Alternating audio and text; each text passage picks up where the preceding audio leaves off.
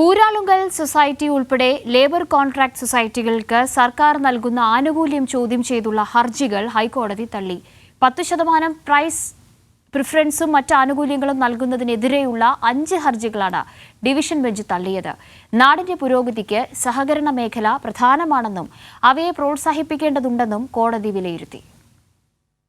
ഊരാളുങ്കൽ സൊസൈറ്റിക്കും മറ്റ് labour contract സൊസൈറ്റികൾക്കും 10% പ്രൈസ് പ്രിഫറൻസ് നൽകുന്നതിനെതിരെ ചെറിയാൻ വർക്കി കൺസ്ട്രക്ഷൻസും ബിൽഡേഴ്സ് അസോസിയേഷനും ഉൾപ്പെടെയുള്ള പ്രൈവറ്റ് കോൺട്രാക്ടേഴ്സ് അസോസിയേഷൻ നൽകിയ ഹർജിയാണ് ഹൈക്കോടതി ഡിവിഷൻ ബെഞ്ച് തള്ളിയത്. സർക്കാർ നൽകുന്ന കോൺട്രാക്ട് വർക്കുകൾ സഹകരണ മേഖലയ്ക്ക് വിട്ടു നൽകാതെ ഏറ്റവും കുറഞ്ഞ ചെലവിൽ പ്രൈവറ്റ് കോൺട്രാക്ടർമാർ ഏറ്റെടുക്കുകയാണെങ്കിൽ അത് അവർക്ക് തന്നെ നൽകണമെന്നാണ് ഹർജിക്കാരുടെ ആവശ്യം. കൂടാതെ നിലവിലെ സർക്കാർ ഉത്തരവിനെ ചോദ്യം ചെയ്യുന്നതുമാണ് ഹർജി. എന്നാൽ നാടിൻ്റെ പുരോഗതിക്ക് സഹകരണ മേഖല പ്രധാനമാണെന്നും അവയെ പ്രോത്സാഹിപ്പിക്കേണ്ടതുണ്ടെന്നും കോടതി വിലയിരുത്തി. ചോദ്യം ചെയ്യപ്പെട്ട സർക്കാർ ഉത്തരവുകൾ ഭരണഘടനയുടെ നിർദ്ദേശക തത്വങ്ങൾക്ക് അനുസൃതമാണെന്നും കോടതി ചൂണ്ടിക്കാട്ടി.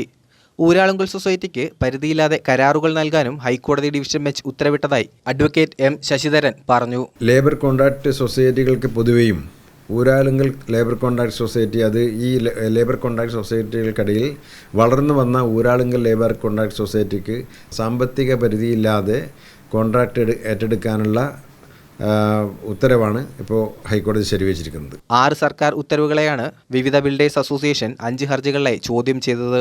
ഹൈക്കോടതി ജസ്റ്റിസുമാരായ ജസ്റ്റിസ് മുഹമ്മദ് മുഷ്താഖ്, ജസ്റ്റിസ് ശോഭ അന്നമ്മ അയ്യപ്പൻ എന്നിവരടങ്ങിയ ബെഞ്ചാണ് വിധി പുറപ്പെടുവിച്ചത്. കൈരളി ന്യൂസ്, കൊച്ചി.